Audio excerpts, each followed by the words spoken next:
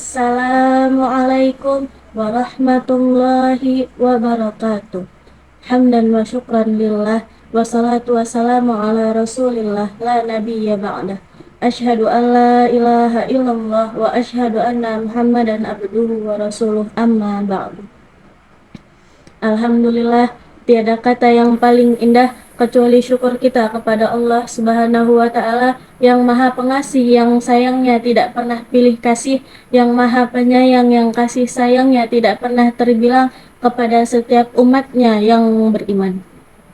Salawat serta salam semoga senantiasa selalu tercurahkan kepada baginda Nabi Muhammad Sallallahu Alaihi Wasallam dengan mengucapkan kalimat Allahumma sholli ala Sayyidina Muhammad wa ala ali Sayyidina Muhammad.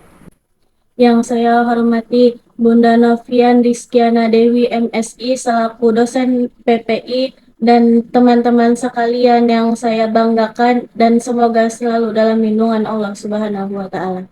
Izinkan saya memperkenalkan diri, nama saya Revilia Azizah. Di sini saya akan menyampaikan sepatah dua patah kata yang insya Allah akan saya patahkan menjadi beribu-ribu patah kata yang semoga bisa bermanfaat untuk kita semua. Amin, amin ya Rabbal Alamin. Hadirin rahimakumullah. Masa muda merupakan masa yang penuh dengan harapan, penuh dengan cita-cita, dan penuh dengan romantika kehidupan yang sangat indah. Keindahan masa muda dihiasi dengan bentuk fisik yang masih kuat, berjalan masih cepat, pendengaran masih akurat, pikiran masih cermat, kulit wajah indah mengkilat walau banyak jerawat tetapi tidak gawat karena masih banyak obat di toko-toko terdekat.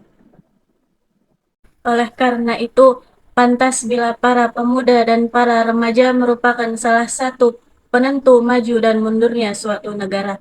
Sebab terbukti sejak dahulu kala hingga saat ini dan sampai yang akan datang sesuai dengan fitrahnya pemuda dan remaja merupakan tulang punggung suatu negara, penerus estafet perjuangan terhadap bangsanya. Sebagaimana Syekh Mustafa Al-Ghalayani, seorang pujangga Mesir, berkata, Inna fi yadis syubbani amral ummati wa fi aqdamiha hayataha.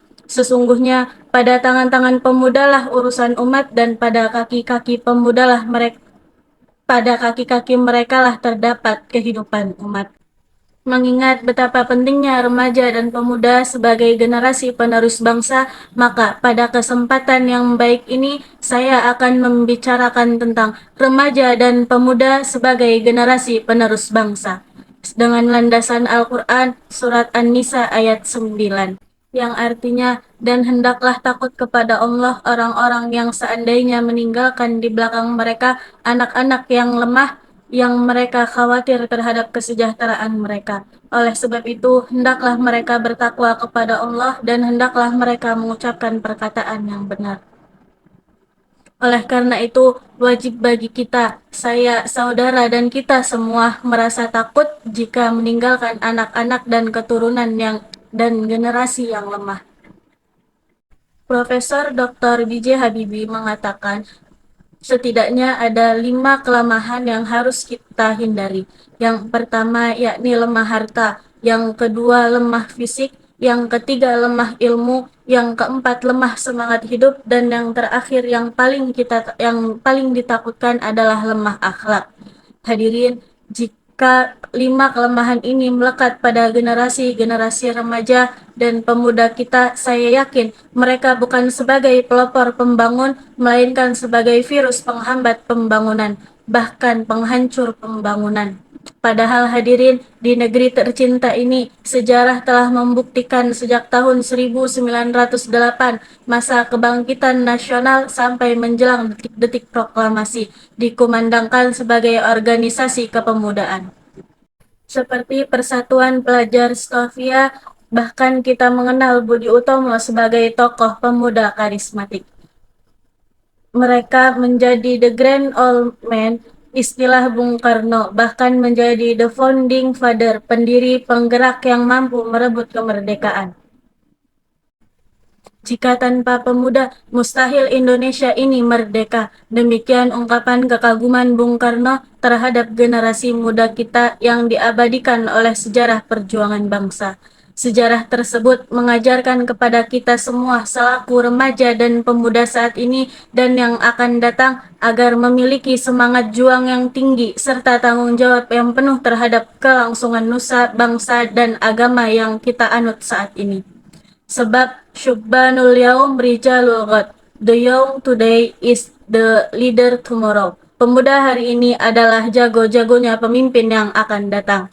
Dengan demikian, Islam tidak mengenal istilah pemuda pengangguran, pemuda mejeng, pemuda nongkrong, tetapi yang diinginkan oleh Islam adalah pemuda-pemuda yang agresif, inovatif, progresif, dan produktif. Dengan demikian dapat kita pahami apabila kita giat bekerja, rajin berusaha, dan gemar beramal, artinya menuju masa depan yang cerah menjanjikan.